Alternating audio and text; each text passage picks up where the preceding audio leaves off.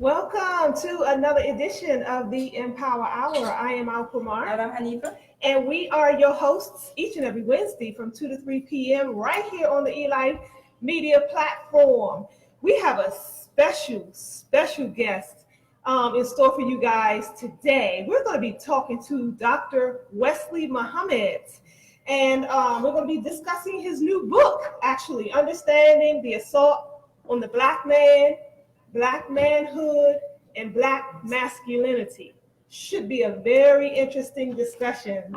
So we're going to get Dr. Wesley on the split screen with us because he is not here in the studio. He is halfway across the country.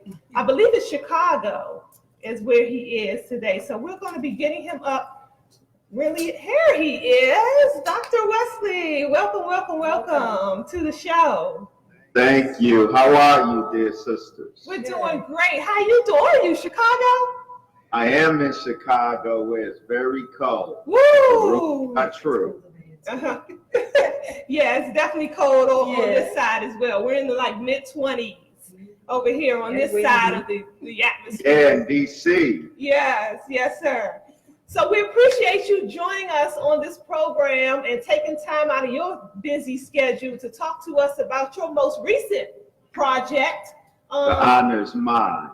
Yes, Understanding the Assault on the Black Man, Black Manhood, and Black Masculinity. Yes, ma'am. Now, I read this book. Actually, it's autographed by you. So thank you so much for that. I read this book and I was taken aback by all the footnotes.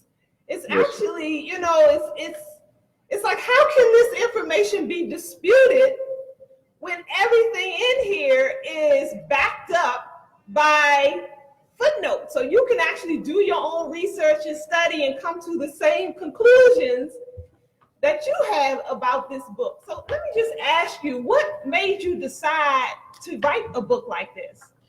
Yes, ma'am. Thank you for that, and thank you for that observation. That was the point. Now, the point of the book was to provide the documentation of an assault, indeed a conspiracy, a series of conspiracies, bona fide conspiracies, that the Honorable Brother Minister Farrakhan has been exposing since 1992, 1993, 1994. He has been exposing the government's plot to kill the male, spare the female, as the book of Exodus attributes to the will and agenda of Pharaoh. The minister has been exposing these plots. The point of my book was to give the documentation, give the receipts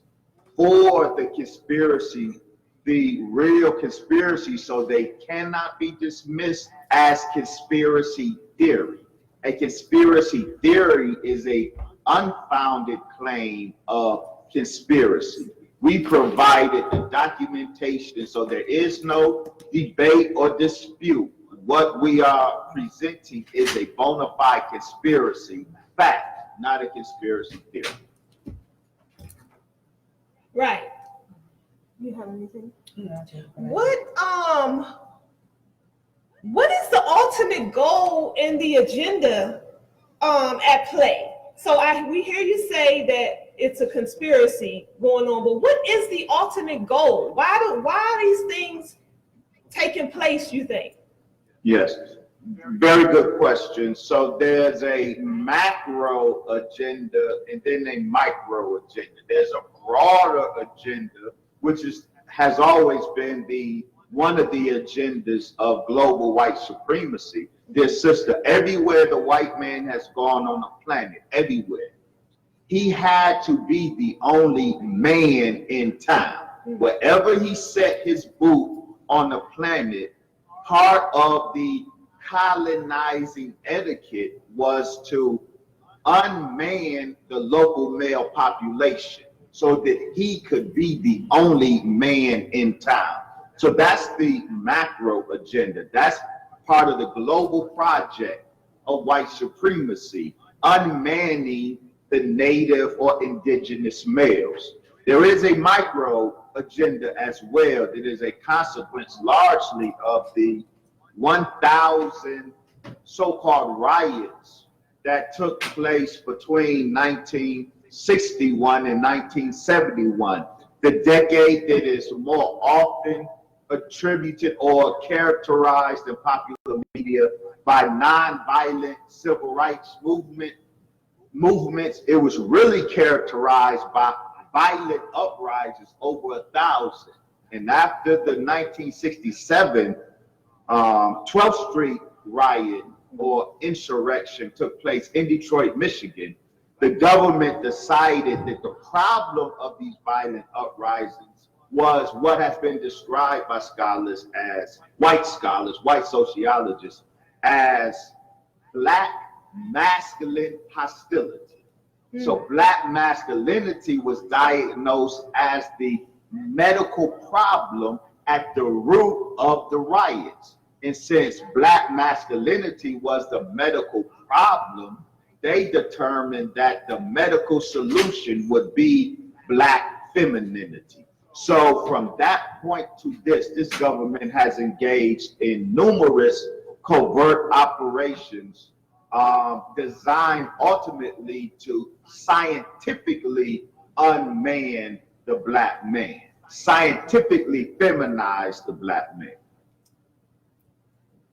Dr. Wesley Muhammad, yes, ma'am. When we talk about the effeminization of the black man, what exactly are we talking about here? Are we only speaking about possibly homosexuality, or there are other factors involved here? And if so, how does that show up in the black male today? What are we seeing?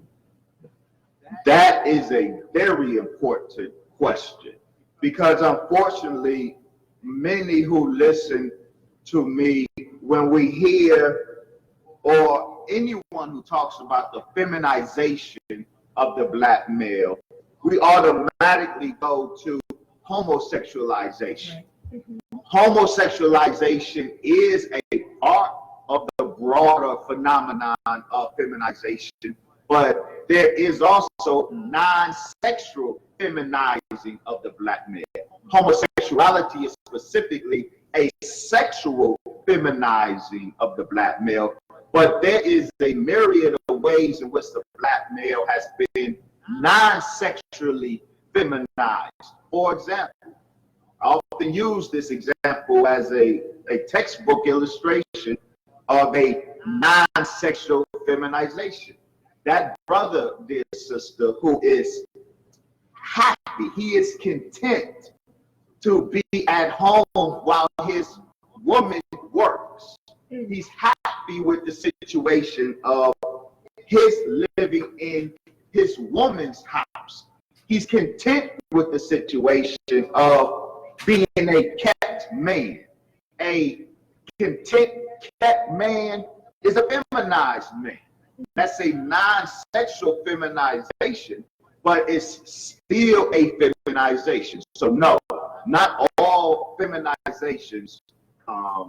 Feminization doesn't automatically equate to homosexualization. Mm-hmm. Mm-hmm.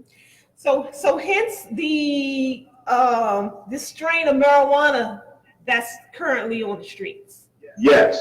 And I don't know if you recall, but the last time you were in town at Mosque Number 4 in Washington, D.C., I was present. And I was— Thank you, sister. Yes, sir. Yes, sir. It was a great experience. And I was one who got up to ask a question. And I mentioned that I used to be a marijuana smoker up until quite recently. And some years ago, I should say. And the reason I stopped was because I recognized that the smell and the feeling that this new strain of marijuana was giving me was something far different than what I had when I was growing up. Yes, ma'am. And that was enough for me to just stop, because I didn't, now I'm having concerns about what is this I'm putting in my body. Yes, ma'am. So can you share with us, like, what is MK Ultra? What is Yes. how does marijuana relate to this discussion? It's very important, even critical to this discussion of the governmental assault on the black man, black manhood, and black masculinity. And I dare say, because I've expanded the title of the discussion, this weaponized marijuana gender neuters the whole community. It doesn't just feminize males, it can masculinize and does masculinize many females. The cannabis plant, dear sister, God made that. The government, the enemy, didn't make the cannabis plant. Okay. And what God makes, he makes for good and with good. So there is great good in the cannabis plant. There is great medicinal value in the cannabis plant when used appropriately. Now, God never prescribed as an appropriate use. It's smoking in any form of the plant.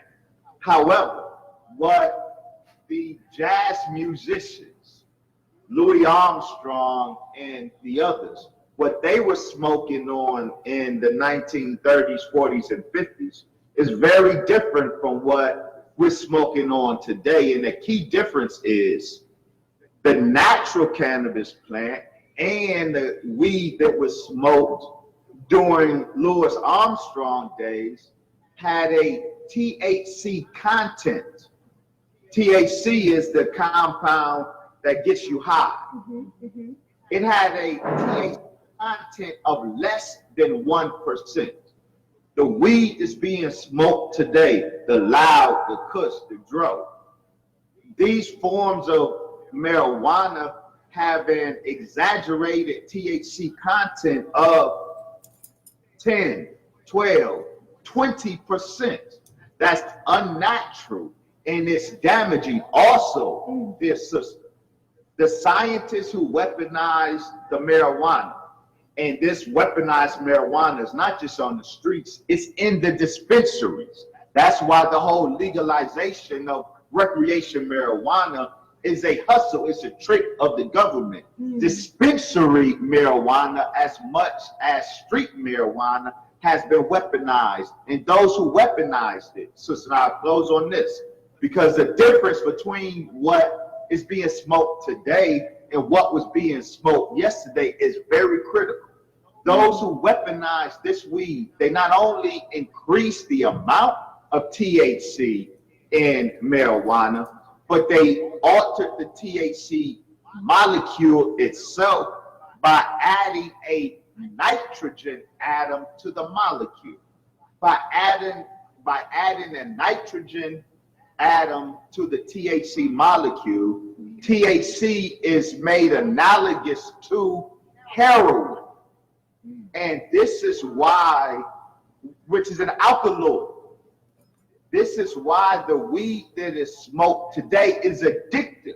The weed in Louis Armstrong's day wasn't addictive. The weed even in the 70s wasn't addictive. But this weed is addictive because it was made addictive by the introduction of a nitrogen atom into the THC molecule. This weed is literally like heroin. Weed has been made like heroin. Wow. Wow. So for those who listening and hear you say this, it'll think, oh, that's just pseudoscience. Whatever. How do they know? How do we know that what you're saying is accurate? I mean, where do we go? How do we gain the information ourselves to know that what you're saying is accurate and relevant to our own lives?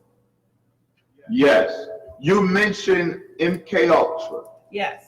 And that's very important. MK Ultra was the CIA and the U.S. Army's covert operation to find chemicals to control, modify, and manipulate the human mind and human behavior. Wow. All one has to do to get an understanding, a beginning of an understanding of this pop plot, the weaponization of marijuana, is research Edgewood Arsenal, the U.S. Army Edgewood Arsenal, the Chemical Corps Division of the U.S. Army, and its, quote, Conquering by Cannabis project.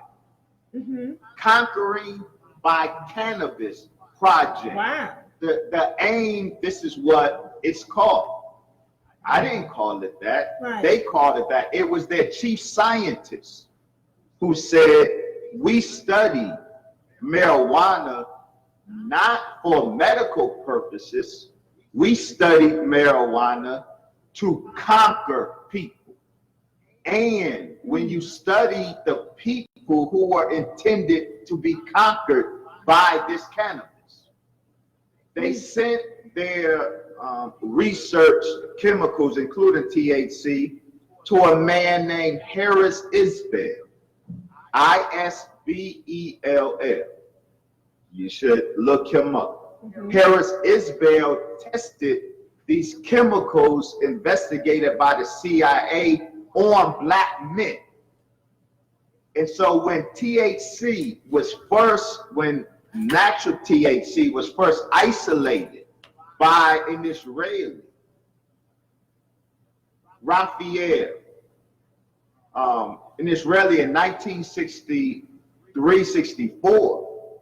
the government sent it to Harris Isbell, and he tested it, this newly isolated THC, he tested it on the bodies of black men. So the experimentation, the process of weaponizing this cannabis, this weed, was done on black men, and a research of U.S. Army Corps' Conquer by Cannabis project will open the doors to anyone who wants to further investigate. Investigate EA 2233, what we call loud, or dro, or kush. U.S. Army Chemical Corps called EA 2233. EA means experimental agent. This was the scientific classification of that enhanced THC, that weaponized THC, when it was still in the lab, before it was released onto the streets in 1968. So research EA 2233, research Ketchum, Ketchum. Colonel Ketchum was the doctor over the Conquer by Cannabis project. Colonel Ketchum at U.S. At Edgewood Arsenal there in Baltimore, outside of D.C. That's where this was taking place. So an investigation of Ketchum, Colonel Ketchum, an investigation of his Conquer by Cannabis project, an investigation of EA 2233 will open the doors to all of your listeners to understanding and documenting the pop plot. Sorry. So we're talking about the weaponization of cannabis, but isn't there some form of weaponization happening with food as well? They're putting certain chemicals in our food. Is the agenda still the same as far as mind control and changing human behavior to fit their agenda? Absolutely. In fact, all black people don't smoke weed. Right. But all black people eat food. And most black people eat food in black areas. Be it low-income black areas or high-income black areas. And this is why studies of food distribution have documented that not only is the black areas tend to be food deserts, areas where there is more fast food locations than supermarkets where we can get healthy and wholesome food, but they also documented that the food that is made available in the Black communities, whether from fast food joints or from the few supermarkets that service our communities, that food is not only of poor quality, but it's contaminated with specific chemicals like phthalates, chemicals like BPA. These are gender-bending chemicals, and these chemicals demasculinize infant and growing boys and masculinize infant and growing girls. The studies have determined that food that's made available in the Black community have a higher concentration of these gender-bending chemicals in them, such as our chicken, than is in the white communities. And this is why the studies have shown Black children, our babies, have the highest level of phthalates and BPA in our urine, thus in our blood, than white children do, or any other child demographic in this country. Our babies have these gender-bending chemicals in their bodies because the food that we serve them is contaminated, and I say deliberately contaminated with these chemicals. So yes, our food has been weaponized, our water has been weaponized, our drugs have been weaponized, and dear sister, your beauty and feminine products have been weaponized. Wow. You know, hearing you talk and reading your book for myself, I find that, you know, the evidence is overwhelming. You know, it's damning evidence. And so I would think that just based on this information alone, it would be a revolution overnight. But that's not the case. Actually, I find, you know, I do some work, a lot of my work on social media, and you know, and I find that you have a lot of critics out there. Yes, ma'am. Why do you think it's so difficult for us to take hold of this information and move on it, as opposed to constantly being in denial? Why do you think that is? Yes, ma'am. Well, a funny story, a funny phenomenon. When this book first came out in 2016, and I was on tour and requested everywhere, and the audiences were robustly men, because of course this resonates with men. Black men know we're under assault, but we can articulate or point out the mechanisms of it. And my book gives clarity to the mechanisms of the assault, and so it resonated widely with us Black men. And then something happened, dear sister. What happened was I started teaching on the pot plot, the weaponization of marijuana. And then what happened was, whereas before my audiences were robustly male, now my audiences have become robustly female, and Black men were staying home because Black men, we medicate how we handled this assault. We self-medicated with marijuana. Absolutely. And so marijuana has been our security blanket. And so when we exposed the weaponization of this marijuana in the ill intent of the government in providing this marijuana to us, when we exposed that, it hurt a lot of brothers' feelings. And so all of the clamor, the whole discussion, the whole conversation shifted after that. The tenor, the tone of the conversation shifted after that, because the God that's more powerful to the Black man on the street, the God more powerful than that white Jesus, is the brown blunt. The brown blunt is a greater God to the brother on the street than is that white Jesus is to grandma and grandpa or the Negroes in some of these churches. Wow. So I'm hearing you say that we just don't want to let it go. We don't want to let it go. Even if it's, we are fighting to cling to it, and it's really sad. Yeah.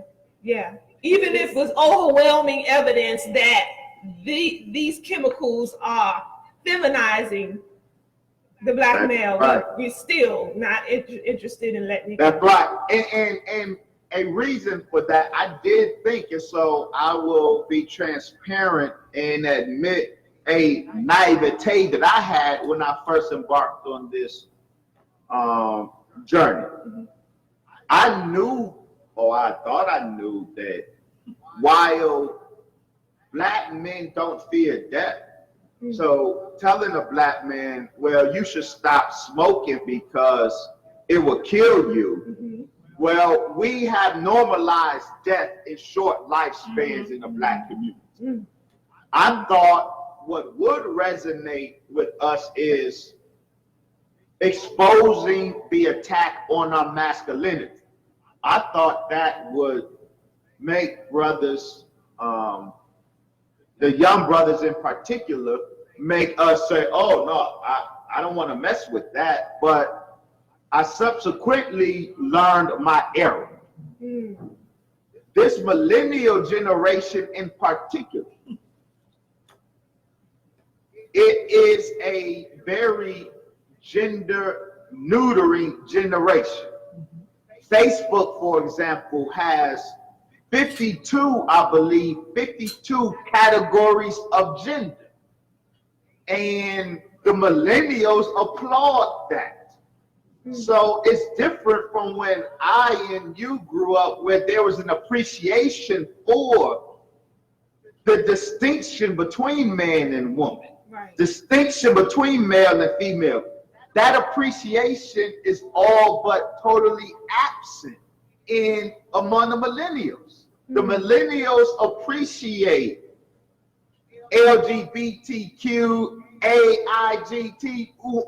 They appreciate adding as many letters to that as possible. Mm-hmm. They appreciate the lack of dichotomy, or let me say differently. They don't appreciate what they call the gender binary, male, female. And so in that context, I found that young brothers ain't tripping on the thought of being feminized. Older brothers are, wow. But younger brothers aren't tripping on the thought of being feminized, because the whole masculine, feminine thing, the potency of masculinity and femininity has been neutralized among us, especially among the younger generation. Wow. I know what you was talking about, a lot of issues that we face in the black community.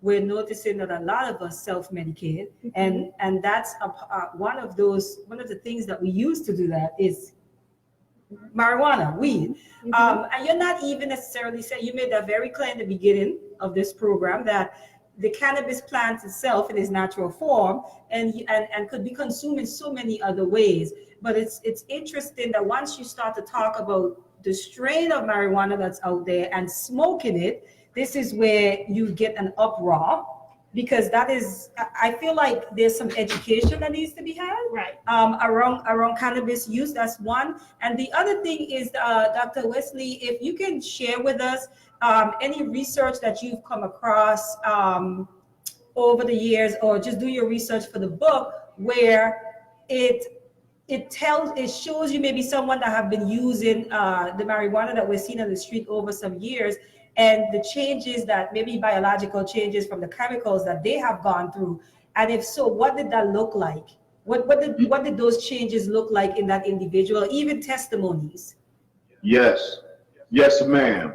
Well, one thing that smoking marijuana in particular, I said in the beginning, God produced in the cannabis plant a medicine for many ailments. But the prescription was never to smoke it. Right. Once we put fire to the plant, we change the chemical composition. Right. For example, one of the chemicals in the marijuana smoke, once we light that blunt, the smoke or joint, the smoke is produced, it has chemicals called phenols in it. Phenols are estrogen-like chemicals. So when we inhale that smoke, we are inhaling excess estrogens. And one consequence of that, one noted consequence of that, chronic marijuana smokers, male smokers, tend to develop what's called gynecomastia, male breasts. And many brothers won't admit to this, but long-term chronic smokers, especially if they started smoking young, if you ask them to disrobe, you will see man breasts. And that results from, because man breasts are a result of excess estrogen that aggregates around the male's chest area. And the excess estrogen enters the body through the smoke at the end of that blunt or the end of that joint. The phenols are estrogenic and they produce estrogenizing effects in the body. So one characteristic physiological change, and yes, when I've spoken, brothers have come up to me who had gynecomastia and got the surgery. A consequence is the development in men of male breasts. So that's just one example, and we can go on and cite other physiological feminizing effects of these drugs on men and masculinizing effect on women.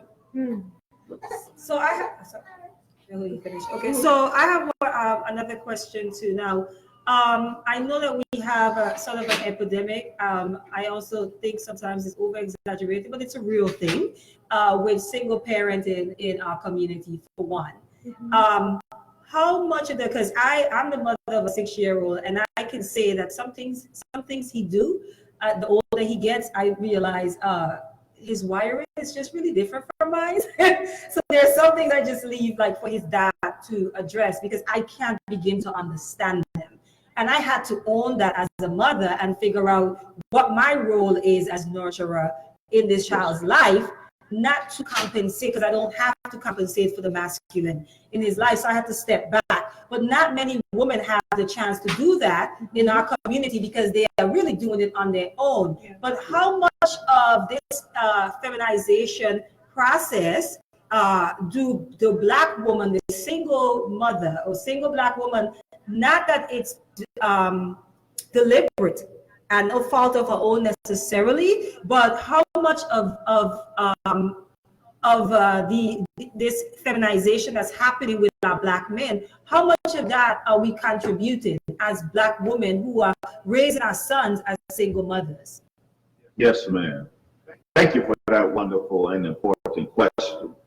I believe the latest stats are that 60 to 70% of Black households are headed by mothers, single mothers. 60 to 70% of Black children are in female-headed homes. If it was not for the Black single mother, we would not have a home. If it was not for the Black single mother, the mother who was determined to be that mom for her child, despite the fact that the father either bailed out or was snatched out of the situation. The single Black mom has been the reason we have had any continuity of home life since slavery. So we are not to diminish the role and the importance and the salvific act, if you will, of that single black mother. And me having been a single father for a time period, I learned quickly that I would never look side-eye at a single mom again. I learned how hard that task is in nuanced ways that unless you're in it, you don't even know. So that experience alone forced me to never look side-eye or look judgmentally at single mothers again. What role do single mothers have in the feminizing of black men? There is a role, not intentionally. I cite, there is a contributive role in this sense. Black boys come up being smothered by feminine energy. He's in a home with no man. Mom. He goes to school, he leaves home, goes to school. Most of his teachers are women. So there's a smothering of black men in feminine, from or by feminine energy. And then there is something that mothers do consciously. They mean well, but I do think it is hurt to young black boys. I cite the example of the Mother of the Year that CNN and the white media proclaimed our sister there in Baltimore when the riots jumped off there in Baltimore. And the young man had skipped school and was engaging in the uprising, and the mother is caught in the image when all over the world. The mother went and snatched her son and beat him upside his head. But that wasn't the worst thing. The worst thing, we understand the mom's natural response. But then she paraded her young man on all of these news stations. What I saw there was mom wanted to protect the life of her son. Her son was standing up at a moment. He was growing into his manhood. And he said he felt he had enough of the police being unjust and abusive to his friends. He had friends the police were abusive to. So he came to a point where he wanted to stand up and fight back. That was a great moment for that young man. But out of her maternal fear, I do think she went too far, and what she did had the effect, certainly the potential effect, of neutralizing that young man's desire, his neutering his budding manhood, the type of manhood that's willing to stand up against the enemy. And so that is an example of a single mother's maternal instinct gone wrong. And it's ironically, I remember that that time in that moment. And what I remember is that most of the women were jumping to this mother's defense. And most of the men were not. So again, the difference in how how we're even made, how we're even constructed. That is right. So a follow-up question to that, since we're on the topic, what can black men and black women do to make sure that we are not being weaponized in feminizing our black boys, both men and women? What is it that we can do to make sure that we are not used as weapons in that whole process of feminizing black boys? Yes, the first duty falls on the black man to be there. The first duty is for dad to be there. We have to fight to preserve our family. Yeah. It's the family that is the black family is ultimately the greatest threat to white supremacy. The black family is the proper incubator. The black home is an incubator of proper black manhood. The black home is the incubator of proper black womanhood, motherhood. It's the incubator of the black child that will take the nation further. So we must do everything we can to preserve the black home, preserve the black family. So black men, the greatest duty falls on us. We cannot continue using, not just using the excuses we have been using to leave the situation at home. Now there's some responsibility on mom, on wife, on baby mama, whatever you want to call her. There's responsibility there to not drive your man out of the home. Correct. But the black man has to determine that I am going to fight for my family. I'm going to fight to stay in the life of my children so I can affect the development of my children. Black men must cease in this.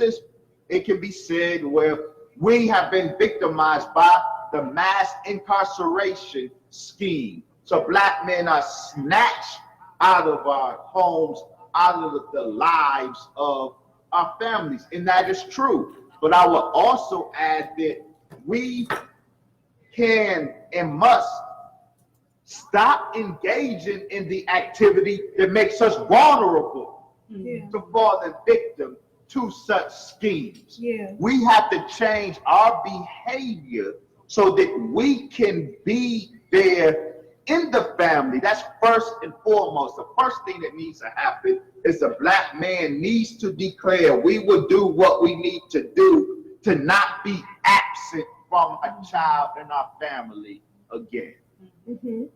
Good points. Very good points. Thank you for that. I think, like my sister HANIFAH shared, the educating part is so vital to our future, because I think if more of us understood the importance of the family structure being intact, we wouldn't be so open and accepting to all these new rules and guidelines and laws centered around homosexuality in this country and where it's going.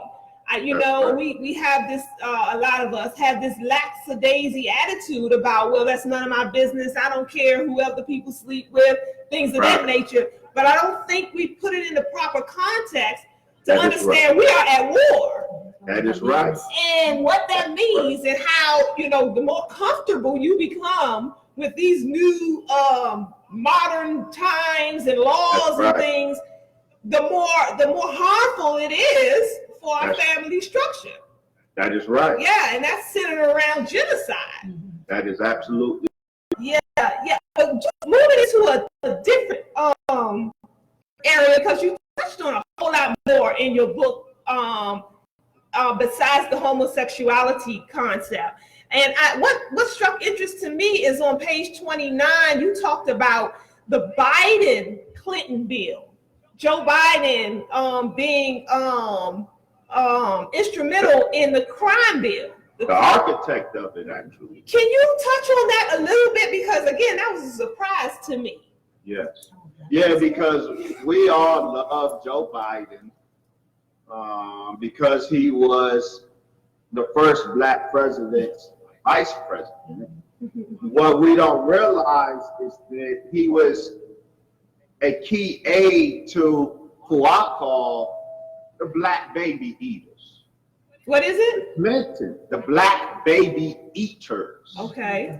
The Clintons. Yeah. Bill and Hillary Clinton. I describe as the black baby eaters. They affected policy, not just domestic policy, but the wickedness they were doing around the world and the private wickedness that family was engaged in. was tantamount to the consumption of black babies. It was the crime bill, the so-called Clinton crime bill, that spawned, Joe Biden was actually the architect of the so-called Clinton crime bill. It was the Biden-Clinton crime bill that spawned the phenomenon of children being sent to adult prisons. White children were shielded from that phenomenon. But after the Biden-Clinton crime bill, the increase in black children being sent to adult prisons where they were consumed by the environment. The reports of what, especially this early generation of children, black children in adult prisons, the stories or records are horrifying. And that was a spawn of the Biden-Clinton crime bill. It was a response to a consequence of Hillary Clinton's super predator remark that was deliberate. So these babies, black children, were now being sent in record numbers to adult prisons where they were just being ravished and consumed. So this is why I call the Clintons the black baby eaters, because what they did publicly and privately resulted in black children throughout this country just being consumed like red meat. Wow. And not just this country either. They over in the island, over in Haiti, working their magic over there as well. Haiti is their feet. Haiti is their money cow. And so when we hear, for example, that Haiti is not just the poorest nation in the Western Hemisphere, but Haiti is the poorest nation in the world. One reason Haiti is so poor is because the Clintons are so rich. Say that again. One reason the black nation Haiti is so poor is because the Clintons are so rich. Wow. Haiti is the Clintons' cash cow. Wow. The mischief making that they conduct over there that feeds their coffers is nothing short of felonious. It's criminal. Yeah. So yes, Haiti, poor black Haiti, is the cash cow of the Clintons. Wow. And I just read recent reports that today they're over there now again, uprising in the streets. Not really reporting. The people of Haiti. Because the poverty level is so severe that it's like they have nothing, no recourse, nowhere to turn, nothing else to do but to take to the streets.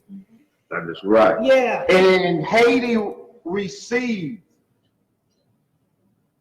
billions of dollars of aid. Right. Aid following that horrific earthquake. Correct. And there is sufficient evidence to believe that the Clintons raped that donation treasure. And so with billions of dollars of aid, but you don't see that anywhere on the ground in Haiti. Right. Haiti should not be in the economic condition it is in post-earthquake that it was pre-earthquake, because there was such an infusion, allegedly, such an infusion of money in the form of donations and contributions, but you don't see any of that because evidence gives us reason to believe that the Clintons raped that treasure. Wow. So no, I am not, if you didn't get it by now, I ain't with her. You know that I'm with her movement. Yeah. I ain't with her, and I ain't with him. Yeah. And the Clinton, I heard somebody say recently how because I remember when Bill Clinton specifically apologized to the Black community for the whole crime bill and the results of it. But I heard somebody say, well, if he was that sincere, why isn't he working to fix it? Why is he working to fix the problem? That is right. That apology was political expediency. That apology was after his wife got stepped to by Black Lives Matter advocates, and she got called to the carpet on it. Right. And then Bill Clinton apologized for it in order to beat back his ghost that was threatening to derail his wife's campaign for the presidency. Wow. It's all politics. Yeah.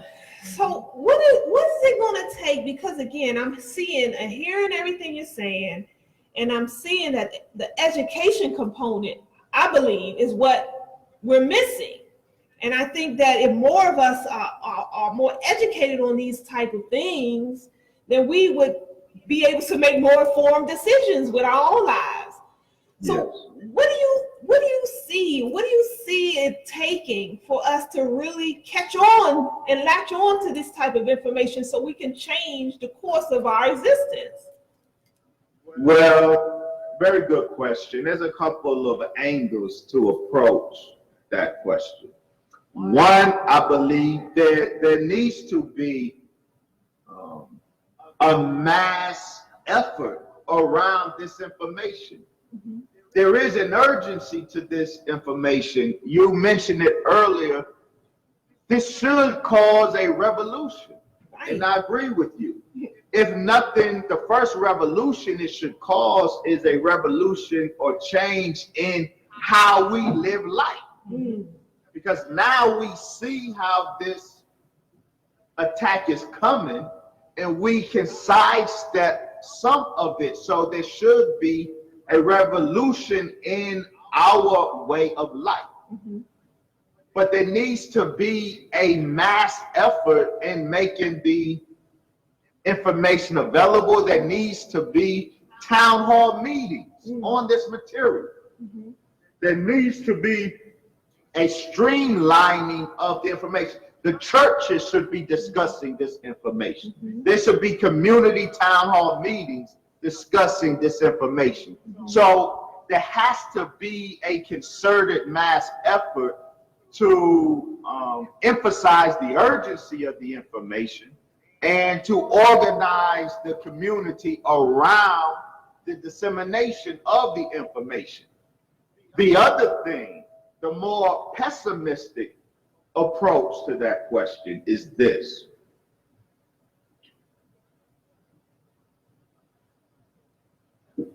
Teaching alone does not move Black people.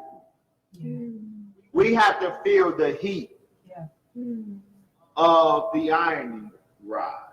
And so unfortunately, this is why even though we add Black names to a hashtag every month, Black men and women are being shot down and killed by white people, police or not. And we add their name to a hashtag every month. We see the video, we see the graphic footage of our victimization. But all of these accounts, the most they inspire in us is a protest. Right. We have become desensitized to Black suffering. Right. So in such a state, simple education will never be enough to get us to do what we need to do. I fear, sisters, that until the suffering breaks through to our level, to the numb, our flesh is numb to. So the blade has to get down past the numb area, get to some fresh meat where it hurts. Then we would say, ouch, jump up, and maybe do what we need to do to stop the pain. Wow, that's daunting. It is daunting. Yeah. I said it's a pessimistic approach, Right. and I don't like it. Right. My preference is we prioritize the dissemination of this knowledge, the organizing of our people around this information. We prioritize the more optimistic approach, and maybe Allah God will bless us to avoid the more pessimistic approach. Wow. I think a lot of us are getting the information, in my opinion, too late in life. Yeah. The process of desensitization is happening from very young. Yes. Yeah. Because that's a whole process, and then we introduce our kids into the education system, and that's a part of the process, not just indoctrination, but desensitization. Because if you're learning a history of people that look like you, who have endured nothing but suffering, you begin to say, well, that's just life. You begin to accept it as your fate. So by the time we're adults, this information that we're receiving, absolutely right, we're just numb to it. It's sort of like, okay, I know that, oh wow, ooh. And you might get angry for a little bit, for a little more, for just a brief moment, and then it passes, because that desensitization starts from very young. That's right. Yeah. So do you see that happening in the near future, Dr. Wesley? That process that you were just talking about, that surgery of some sort that needs to happen, where it goes down to fresh meat and we actually feel it. Do you see that happening in the near future at all? I'm trying to be optimistic here. Well, I don't know that there's any optimistic answer to that question. I do see, what I see, dear sister, is what we are seeing. Despite our protests, despite our voting, the killing of Black people has not subsided. Right. There will be more. The killings will increase, not decrease. The angry white man will not turn down. He will continue to increasingly turn up against us. So now it's not just police with a legal license to kill Black people. Now we have a midlife crisis. Going to Kroger's is shooting down Black granddads and Black mothers. Yeah. White men across the country and women are emboldened to kill Black life, and there is a bloodlust for Black life. So unfortunately, I believe that it's a fact that the death and destruction of Black life is not going to decrease as the days go. It will continue to increase. The question becomes, how much is too much for Black people? When is enough enough? I don't have the answer to that. I don't know how many hashtags will be required for us to say this is too many names. I don't know what that number is. I am confident, however, that the numbers will increase. The level of violence directed against us will be spread out over a broader range of white people, and those of us victimized will be spread out over a broader range. At some point, we are going to have to say enough is enough. I don't know when that point will be. Yeah, I agree with that. I do agree with that. So for those who do have a level of awareness and understanding as to what's taking place, what is the best recourse for those of us to do in this type of environment? What do we do to make matters a little more soothing, if that makes any sense? Yes. Well, I would say the very first thing we have to do, those of us with some level of conscious awareness, is recognize that we exist in a fundamentally hostile society. Right. We have to get that. And I'm not saying that even among us consciously aware, we're not getting that. And why it's important to get that fact that we live in a fundamentally hostile society that will determine our actions and how we move. We don't make ourselves so vulnerable to the hostility. I am so hurt, as an example. I'm so hurt by the murder of my sister, Nia Wilson, in Oakland, California, where that devil on the public transportation system, on the train there in Oakland, this devil pulled out a knife and stabbed Sister Nia Wilson and her sister. Right. Nia Wilson died. Right. These young girls were on the subway system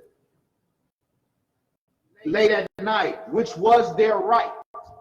For me, I would want us, if we realize that we live in a fundamentally hostile society, we should make sure that our young girls don't have to travel in situations that make them vulnerable. We have to conform our way of movement in a way that acknowledges we live in a hostile society. We have to move wisely. The answer is separate from this hostile society. We can make this smooth. It will never be a smooth ride for Black people in white America. White America is fundamentally hostile to our very existence. So in order for a smooth life, we have to separate. In the meantime, we have to live our life. We have to move as if we know we are held hostage in a hostile society.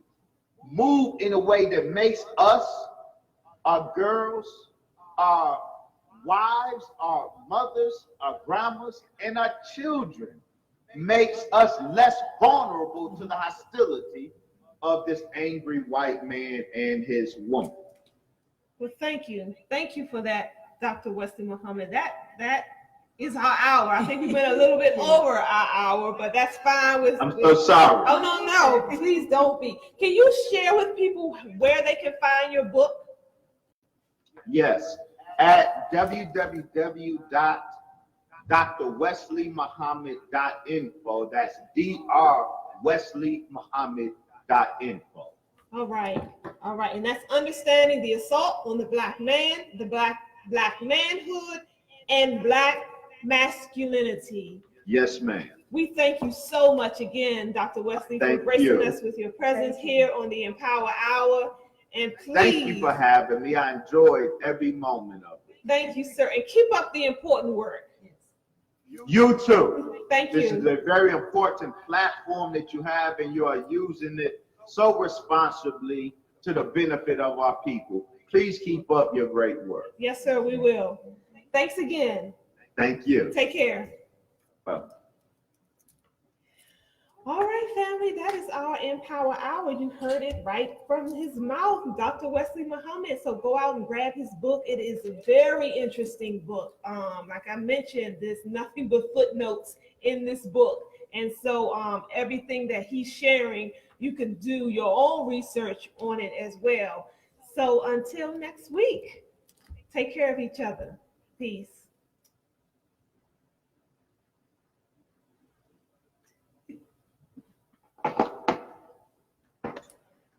I don't know how to do